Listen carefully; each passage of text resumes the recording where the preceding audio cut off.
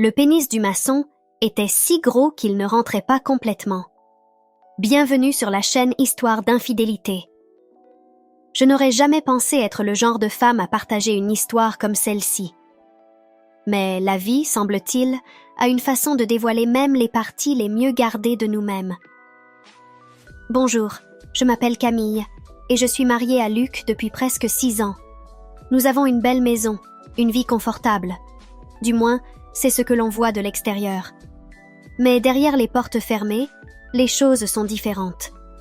Luc travaille de longues heures et la petite étincelle que nous avions autrefois a lentement disparu dans la routine, comme des braises qui s'éteignent dans un feu qui a brûlé trop longtemps. Tout a commencé innocemment. Nous avions décidé de rénover la maison, en particulier la terrasse avant, qui commençait à avoir l'air délabré.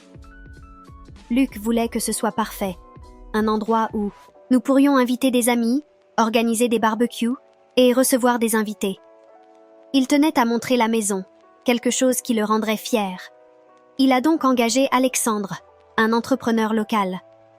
La première fois que j'ai vu Alexandre, je me souviens avoir pensé à quel point il semblait décalé. Il était jeune, à peine 22 ans, avec un teint hâlé par le soleil et des cheveux noirs toujours légèrement ébouriffés, comme s'il venait de sortir de la plage. Il avait ce sourire facile, le genre de sourire qui vous met instantanément à l'aise.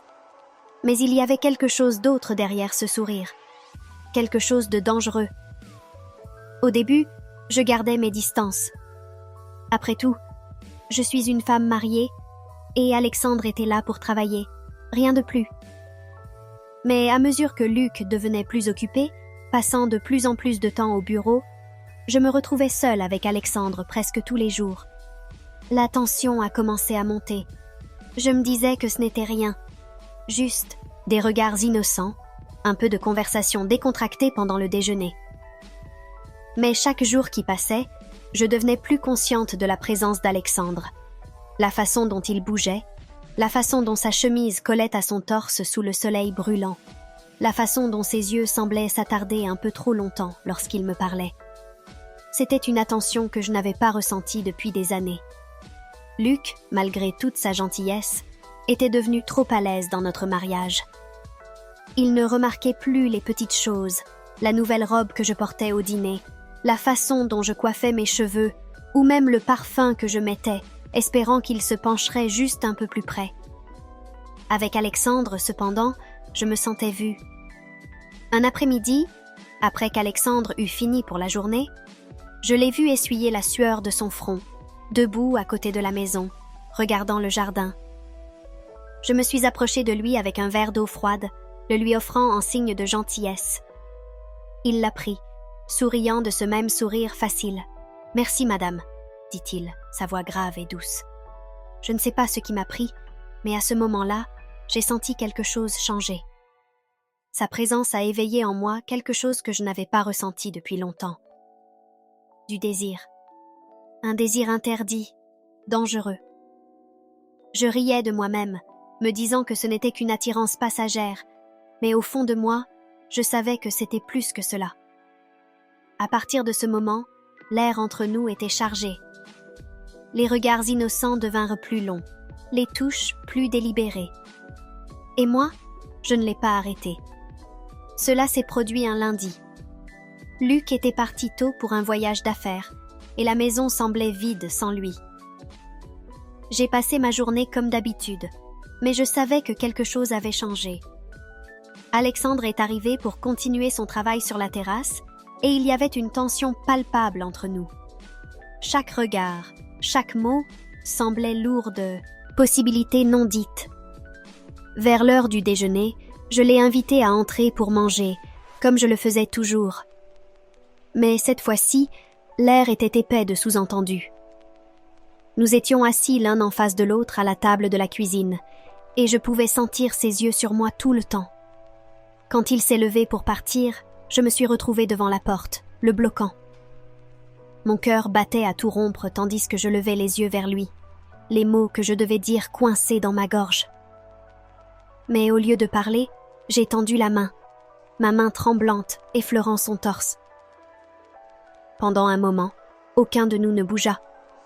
Puis, sans prévenir, il m'a attiré à lui. Je devais l'arrêter. Je devais le repousser, mais au lieu de cela, je me suis laissée aller contre lui. Ses lèvres trouvèrent les miennes, et à cet instant, tout le reste disparut. Il n'y avait plus de Luc, plus de mariage, plus de culpabilité. Juste nous deux, plongés dans un moment de pure passion indéniable. Nous n'avons pas été plus loin que cela, du moins pas ce jour-là. Mais la ligne avait été franchie, et il n'y avait pas de retour en arrière possible. À partir de ce premier baiser, tout a changé. Alexandre et moi avons commencé à nous retrouver en secret, volant des moments chaque fois que Luc n'était pas à la maison. Ce n'était pas de l'amour, pas vraiment. C'était du pur désir, le genre qui me consumait et me faisait me sentir vivante d'une manière que je n'avais pas ressentie depuis des années. Je savais que c'était mal. Je savais que je risquais tout, mon mariage, ma réputation, mais je ne pouvais pas m'arrêter. L'excitation était enivrante, et chaque rencontre avec Alexandre ne faisait qu'augmenter mon envie de lui. Il n'était plus seulement un entrepreneur, il était mon échappatoire. L'affaire a duré des semaines, et chaque fois que je pensais à y mettre fin, quelque chose me retenait. Peut-être était-ce la façon dont il me regardait, comme si j'étais la seule femme au monde. Peut-être était-ce la façon dont il me touchait, avec une faim qui me faisait oublier tout le reste. Ou peut-être était-ce simplement l'excitation de faire quelque chose d'interdit. Mais au fond de moi, je savais que cela ne pouvait pas durer. Au fil des semaines, le poids de ce que je faisais a commencé à m'écraser. L'affaire avec Alexandre, aussi excitante soit-elle, commençait à ressembler à un lourd secret dont je ne pouvais plus m'échapper. Je me suis retrouvée à éviter Luc de plus en plus, me sentant comme si j'avais trahi l'homme qui me faisait confiance. Je ne m'étais jamais imaginée dans cette situation, prise dans une toile de mensonges, mais maintenant j'étais trop loin. Chaque fois que je regardais Luc, un pincement de culpabilité traversait mon cœur. Il ne méritait pas cela. C'était un homme bon, gentil, travailleur, loyal. Pourtant, rien de tout cela n'avait suffi à me détourner d'Alexandre. Il y avait une force entre nous que je ne pouvais pas résister, une force magnétique qui rendait tout le reste insignifiant. Un soir, après que Luc soit rentré d'une longue journée de travail, il m'a regardé à travers la table du dîner et m'a dit « Tu sembles distante ces derniers temps. Est-ce que tout va bien ?» Je me figeais, mon cœur battant à toute vitesse. Pouvait-il sentir quelque chose? Est-ce qu'il savait? Je forçai un sourire. « Je vais bien, juste fatiguée. Le travail a été un peu accablant. » Il tendit la main à travers la table et prit la mienne. « Si tu as besoin de quoi que ce soit, tu peux me le dire. Je suis là. » Et c'est là que tout m'a frappé, la profondeur de ma trahison. Voici un homme qui n'avait fait que m'aimer, et je jetais tout cela par la fenêtre pour une liaison fugace avec quelqu'un qui disparaîtrait dès que la terrasse serait terminée. Je me suis dit qu'il fallait que je mette fin à ma relation avec Alexandre. C'était la seule manière de sauver mon mariage, d'empêcher la culpabilité de me dévorer. Mais chaque fois que j'y pensais, je trouvais des excuses. Encore un jour. Encore une fois. Puis le jour arriva où Alexandre finit la rénovation. La terrasse était parfaite, exactement comme Luc l'avait imaginé. Il était ravi du travail et avait même pris la journée pour inspecter les derniers détails. C'était un après-midi ensoleillé, et Luc avait invité des amis pour leur montrer le nouvel espace. Tout semblait normal, presque trop normal. Mais à mesure que la soirée avançait, je ne pouvais m'empêcher de ressentir que quelque chose allait se produire. Alexandre devait partir le lendemain, et l'idée de ne plus jamais le voir me remplissait d'un mélange étrange de soulagement et de terreur. Notre liaison avait été un secret, caché dans l'ombre, mais avec lui parti, est-ce que tout resterait secret? Plus tard ce soir-là, alors que Luc et moi rangions après le départ des invités, on frappa à la porte.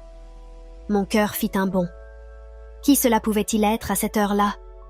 Quand j'ouvris la porte, je vis Alexandre, son visage calme, mais ses yeux remplis de quelque chose que je ne pouvais pas déchiffrer. Mon estomac se noua. « J'ai oublié quelques outils, » dit-il d'une voix basse. « Ça te dérange si je viens les chercher ?» Luc me regarda, puis Alexandre. « Bien sûr, je vais t'aider à les récupérer, » offrit-il, complètement inconscient de la tension dans l'air. « Pas besoin, » dis-je rapidement, trop rapidement. « Je vais l'aider. » Luc me jeta un regard perplexe, mais haussa les épaules et laissa tomber. Tandis qu'Alexandre et moi nous dirigions vers le garage, le silence entre nous était assourdissant. Je ne pouvais pas croire qu'il se soit présenté comme ça. Allait-il dire quelque chose? Allait-il tout révéler? Arrivé au garage, il se tourna vers moi, son visage à quelques centimètres du mien. « Ce n'est pas fini, » murmura-t-il. Je déglutis difficilement. « Si, c'est fini. Tu as terminé ici, et nous devons tourner la page. » Il sourit. Un sourire lent, chargé de sous-entendus, qui fit frissonner ma peau. « Tu penses vraiment ça? Tu penses que tu peux juste t'éloigner de tout ça? » Je ne répondis pas. Je ne pouvais pas. La vérité, c'est que je ne savais pas si je pouvais m'éloigner. La force entre nous était toujours là, aussi puissante que jamais. Le lendemain matin, Alexandre est venu récupérer son dernier paiement et dire au revoir. Luc lui remit le chèque, le remerciant pour l'excellent travail qu'il avait fait. Je restais à l'écart, essayant de garder un visage neutre, mais à l'intérieur, j'étais un tourbillon d'émotions. Alors qu'Alexandre s'éloignait, il me lança un dernier regard, un regard qui disait tout sans prononcer un mot. Je savais que ce n'était pas fini, pas pour lui et pas pour moi. Quelques jours plus tard, je reçus un message d'Alexandre. « Retrouve-moi, une dernière fois. » Je restais figé devant mon téléphone, mon cœur battant la chamade. Je devais supprimer le message, je devais bloquer son numéro. Mais au lieu de cela, je me retrouvais à répondre. « Où ?» Le lendemain après-midi, pendant que Luc était au travail, je conduisis jusqu'à l'endroit qu'Alexandre avait suggéré, un petit parc isolé à la périphérie de la ville. Quand j'arrivais, il était déjà là, appuyé contre son camion, m'attendant. Nous ne parlâmes pas beaucoup. Nous n'en avions pas besoin. Dès que je descendis de la voiture, il m'attira contre lui, et tous les sentiments que j'avais essayé de refouler revinrent en force. C'était imprudent, dangereux, mais à cet instant, je ne m'en souciais pas. Après, alors que nous étions allongés dans l'herbe, regardant le ciel, un étrange sentiment de paix m'envahit. C'était la fin, ça devait l'être. Nous ne pouvions pas continuer comme ça, peu importe à quel point je le désirais. « Je ne te reverrai plus, n'est-ce pas ?» demanda-t-il doucement. Je secouai la tête. « Non, il faut que ça s'arrête. » Il hocha la tête, acceptant. « Prends soin de toi. » Sur ces derniers mots, nous nous sommes dit adieu, et je rentrai chez moi, déterminée à tourner la page. Une semaine passa, et la vie commença à revenir à la normale, ou du moins, j'essayais de faire comme si. Mais au fond de moi, j'étais toujours déchirée. L'excitation, le frisson de ma vie secrète avec Alexandre me manquait, mais je savais aussi que j'avais pris la bonne décision. J'allais me concentrer sur mon mariage, reconstruire la connexion que j'avais presque perdue avec Luc. Mais juste au moment où je pensais que tout se calmait, quelque chose d'inattendu se produisit. Un soir, Luc rentra à la maison avec une expression étrange sur le visage. « Il faut qu'on parle », dit-il, sa voix inhabituellement sérieuse. Mon cœur se serra. Avait-il découvert quelque chose? Savait-il pour la liaison? Il me conduisit jusqu'à la cuisine, où il sortit son téléphone et me le tendit. Sur l'écran, il y avait un message d'Alexandre, envoyé à Luc. « Je sais ce qu'elle a fait », disait le message. « Retrouve-moi si tu veux connaître la vérité. » Mon sang se glaça. Alexandre avait contacté Luc. Il n'avait pas lâché prise comme je l'avais pensé. Il voulait tout dévoiler, détruire mon mariage. Mais alors Luc fit quelque chose que je n'aurais jamais imaginé. Il supprima le message. « Je n'ai pas besoin de savoir, » dit-il calmement, ses yeux plongeant dans les miens.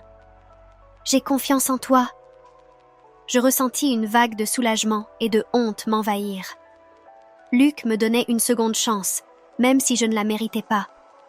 Mais le vrai rebondissement, c'était encore à venir. Quelques jours plus tard, Luc m'avoua la vérité. Il avait su pour la liaison depuis des semaines. Il avait soupçonné quelque chose lorsque Alexandre avait commencé à venir plus souvent, et il nous avait même vus ensemble un après-midi. Mais au lieu de me confronter, il avait décidé d'attendre, de voir si je mettrais fin à tout cela par moi-même. « Je savais que ce n'était pas de l'amour, » dit-il. « Je savais que c'était autre chose, quelque chose que tu devais ressentir. Mais je savais aussi que si tu ne t'arrêtais pas, j'aurais dû partir. » Je le regardais, incapable de parler. Il avait su tout du long. « Mais tu as arrêté, » continua-t-il.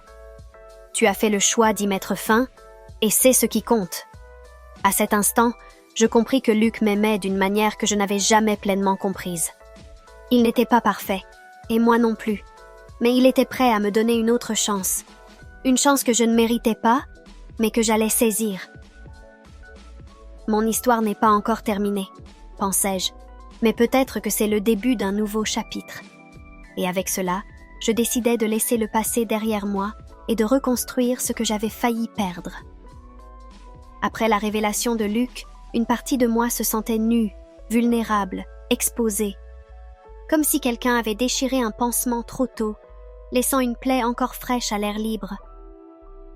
Je m'attendais à de la colère, des accusations, peut-être même à la fin de notre mariage.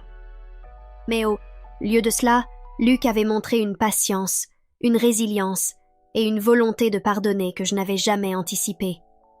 Le pardon n'était pas la même chose que l'oubli. Bien que Luc ait été prêt à me donner une seconde chance, la fracture entre nous était évidente. La confiance avait été brisée, et même si nous essayions tous les deux de tourner la page, chaque silence entre nous semblait lourd, comme si l'ombre de mon infidélité planait constamment sur notre relation. Nos conversations étaient devenues plus formelles, presque hésitantes, comme si chacun de nous marchait sur des œufs. J'ai fait de mon mieux pour réparer ce que j'avais détruit. Je restais à la maison plus souvent. J'organisais des petits moments romantiques pour que Luc et moi puissions nous reconnecter. Je tentais de retrouver ce lien qui nous unissait autrefois. Mais chaque fois que je regardais Luc dans les yeux, je voyais la douleur cachée, cette lueur de doute qui ne disparaissait jamais complètement. Et puis, il y avait Alexandre. Je n'avais plus de nouvelles de lui depuis ce dernier message envoyé à Luc, mais sa présence hantait encore mes pensées. Parfois, lorsque j'étais seule à la maison, mon esprit retournait à ces moments volés, à cette passion interdite. Je savais que cela ne représentait rien de durable, mais ces souvenirs m'envoûtaient malgré moi. Ils étaient comme un rêve que je savais dangereux, mais dans lequel je replongeais volontiers. Un soir, environ 2 mois après la fin de ma liaison avec Alexandre, je reçus un message inattendu. Ce n'était pas de lui, mais d'une connaissance qui avait entendu parler de notre rénovation. Elle me demandait des recommandations pour un entrepreneur, souhaitant embaucher quelqu'un pour un projet chez elle. Je restais longtemps à regarder ce message. Mon esprit s'affola. Est-ce qu'elle savait? Est-ce que c'était une sorte de piège? Puis, je réalisais qu'elle demandait simplement un avis sur le travail d'Alexandre. Je ressentis un soulagement inexplicable et lui répondis de manière professionnelle, vantant les compétences d'Alexandre sans laisser paraître quoi que ce soit d'autre. Pourtant, à l'instant où j'envoyais le message, je ne pus m'empêcher de sentir que cette histoire n'était pas tout à fait finie. Quelques jours plus tard, alors que je faisais des courses en ville, je le revis. Je marchais vers l'épicerie sous le soleil de l'après-midi lorsque je l'aperçus de l'autre côté de la rue. Il était appuyé contre le capot de son camion, parlant avec 2 autres hommes. Mon cœur s'emballa, et pour un instant, j'envisageais de faire demi-tour et de faire comme si je ne l'avais pas vu. Mais avant que je ne puisse bouger, Nos regards se croisèrent. Le temps sembla s'arrêter. Il ne sourit pas, ne me fit pas signe. Il se contenta de me fixer, et dans ce regard, je sentis tout ce qui n'avait jamais été dit entre nous, toutes ces choses non résolues. Mes pieds étaient comme ancrés au sol, incapables de bouger. Mais aussi rapidement que ce moment était venu, il disparut. Il se retourna vers ses compagnons, et je m'empressai d'entrer dans le magasin, mon cœur battant la chamade. Ce soir-là, je ne pouvais penser à rien d'autre. Le revoir avait ravivé des sentiments que j'avais essayé d'enterrer, des sentiments que j'avais promis d'oublier. Et maintenant, ils refaisaient surface avec une force que je ne pouvais plus nier. Mais la vraie surprise arriva quelques jours plus tard. Un vendredi soir, alors que Luc était en déplacement pour une conférence de travail, j'étais seule à la maison, confortablement installée sur le canapé avec un livre, lorsque quelqu'un frappa à la porte. Mon cœur bondit. Qui cela pouvait-il bien être à cette heure-ci? Je n'attendais personne. Quand j'ouvris la porte, je retins mon souffle. C'était Alexandre. Il se tenait là, appuyé nonchalamment contre l'encadrement de la porte, ses yeux brillants dans la lumière tamisée. Mon esprit s'emballa. Que faisait-il ici? Pourquoi maintenant? Je peux entrer? Demanda-t-il d'une voix calme, comme si c'était la chose la plus naturelle au monde. Je restais un moment immobile, combattant l'envie de fermer la porte, de lui dire de partir. Mais au lieu de cela, je me trouvais à m'écarter, le laissant entrer. Dès qu'il franchit le seuil, la tension dans la pièce monta d'un cran. « Je voulais juste te voir », dit-il doucement. « Une dernière fois. » Ces mots envoyèrent un frisson dans ma colonne vertébrale. Une dernière fois. Je savais ce que cela signifiait. Je savais où cela allait nous mener. Pourtant, je ne l'en empêchais pas. Nous restâmes silencieux pendant quelques instants, le poids de notre passé suspendu entre nous. Je pouvais sentir la chaleur de son corps, cette même chaleur qui m'avait attirée vers lui dès le début. Il n'avait pas changé. Il était toujours cet homme qui me faisait me sentir vivante, désirée et libre d'une manière que Luc n'avait jamais su. « Tu n'aurais pas dû venir, » murmurai-je, à peine audible. « Je sais, » dit-il, ses yeux fixés sur les miens. Mais je ne pouvais pas rester loin. Avant que je ne puisse répondre, il se leva, se dirigeant vers moi. Et à cet instant, toutes les barrières que j'avais construites autour de moi s'effondrèrent. J'étais impuissante face à lui, face à cette attraction inévitable entre nous. Je m'étais dit que c'était fini, que j'étais passée à autre chose, mais la vérité, c'est que je ne l'avais jamais vraiment quitté. Les lèvres d'Alexandre rencontrèrent les miennes, et tout ce que j'avais réprimé explosa en moi. Je savais que c'était mal, que c'était une erreur. Chaque fibre de mon être me criait de m'arrêter. Mais à cet instant, je ne m'en souciais plus. Je ne pensais plus à Luc, à nos promesses, à la deuxième chance qu'il m'avait donnée. Tout ce qui comptait, c'était la façon dont Alexandre me faisait me sentir, vivante, libre, indomptable. Mais aussi vite que tout avait commencé, je me détachais, haletante. « Non », dis-je en secouant la tête. « Ça doit s'arrêter, on ne peut pas continuer comme ça. » Alexandre me regarda, son expression indéchiffrable. Pendant un instant, je crus qu'il allait protester, essayer de me convaincre de céder encore une fois. Mais au lieu de cela, il hocha lentement la tête, une compréhension dans ses yeux. « Tu as raison », dit-il calmement. Mais je devais essayer. Nous restâmes là, face à face dans la lumière tamisée de la pièce, le poids de notre histoire partagée nous écrasant, et, pour la première fois, je réalisais que ce n'était pas seulement une question de désir ou de passion. C'était plus profond, quelque chose que je n'avais jamais voulu admettre. J'avais fui quelque chose pendant longtemps. Je m'étais enfuie de mon mariage, de mes responsabilités, de la vie que j'avais construite avec Luc. Et Alexandre avait été une échappatoire, un moyen d'éviter d'affronter les fissures dans ma relation. Mais maintenant, je savais que je ne pouvais plus fuir. je devais faire un choix. Et donc, avec un cœur lourd, je regardais Alexandre dans les yeux et prononçais les mots que je savais devoir dire. « Je te laisse partir. » Il ne protesta pas, ne se battit pas. Il hocha la tête, un sourire triste flottant sur ses lèvres. « Je comprends, » dit-il. « Prends soin de toi. » Et sur ces derniers mots, il se retourna et quitta ma vie pour de bon. Dans les jours qui suivirent, je me retrouvais à faire face aux conséquences de mes choix. L'aventure avec Alexandre avait été un tourbillon de passion et d'excitation. Mais maintenant, je devais ramasser les morceaux de ma vie. J'avais failli détruire mon mariage, failli tout perdre. Pourquoi? Un moment de désir éphémère? Une distraction des véritables problèmes de mon mariage avec Luc? Il était temps d'affronter la vérité.